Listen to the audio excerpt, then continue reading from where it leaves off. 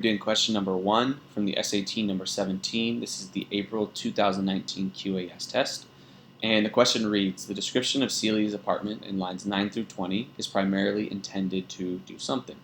So a couple things to notice. It starts here. The question is asking about a primary intention, right? Primarily intended to.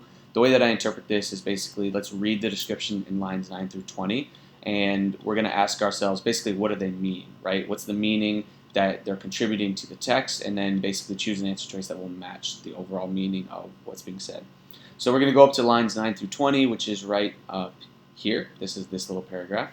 And let's sort of figure out what it is, what this description of Celia's home is meant to do. So the first thing that I notice is this. I loved how full her home felt. So already, I'm going to probably just, I think it's just true. I'm going to have an expectation that as we get to the beginning of, as we read this paragraph, the description of Celia's home is probably just going to be positive in general. I think it would be strange if there was a very negative sentiment that the narrator felt towards Celia, unless it's very obvious, meaning the default should almost be that's a positive sentiment unless they make a big deal about it not being one. But then we start off with this first sentence, I loved how full her home felt. So already, whatever answer choice we choose has to capture this sense that the narrator feels positively about Celia's home. Then we get all these descriptions of things, right? Embroidered pillows, we get spidery potted plants and woven rugs and unframed posters. So it seems very eclectic. I would also venture to say it seems kind of warm, right? It's eclectic, it's warm, it's homey, and there's all these descriptions things here. Then she says the great accumulation of things almost hid the cracks in the walls, etc. So it's almost like the personality of the place or the items that Celia has collected. They almost hide the defects of the actual apartment itself. So overall, I would say this description serves to basically just explain that Celia's apartment or Celia's home is eclectic, that it's warm, that the narrator enjoys it, she feels positively about it. So let's choose an answer choice that will match that. A says that it serves to evoke a sense of coziness and comfort. I think that this works. I think this is a pretty good answer choice. It's a fairly neutral claim, coziness and comfort. It's positive. So for that reason, I'd say let's just keep it, and we'll come back to it if we need to. B says that the description serves to reflect the hectic and unpredictable nature of life in Celia's building. I don't really like this answer choice because, one, it makes a strong and very specific claim, hectic and unpredictable, which is not really justified in the text. Two, it's kind of a negative claim, not necessarily, but hectic and unpredictable has a kind of negative slant, which goes against what we already said about how the narrator enjoys it. The third thing is that it's not about Celia's building, right? We know that Celia lives in an apartment, right? She mentions all her neighbors here in this paragraph. But here, this is only about Celia's home and Celia's apartment, not really anything about Celia's building overall. So for that reason, I think we can feel pretty confident in eliminating B.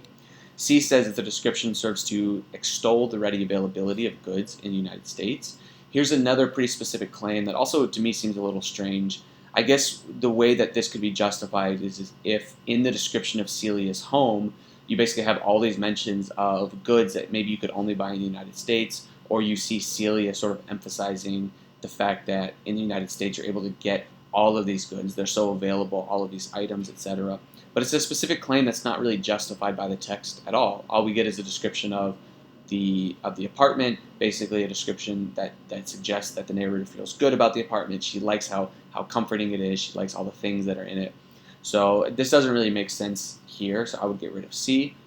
D says that the passage or the description serves to establish that Celia is an avid collector. This is the only answer choice that I think maybe could be plausible because twice within this passage they mention the fullness, right, or the amount of stuff that's in the apartment. So here, not only I loved how her home felt, but I loved how full her home felt, right? That fullness could refer to maybe just a sense of comfort or hominess, but maybe it refers to the amount that just it's all of these items, right? We have a big description, a lot of things in the apartment, and then she mentions the great accumulation of things almost hid the cracks.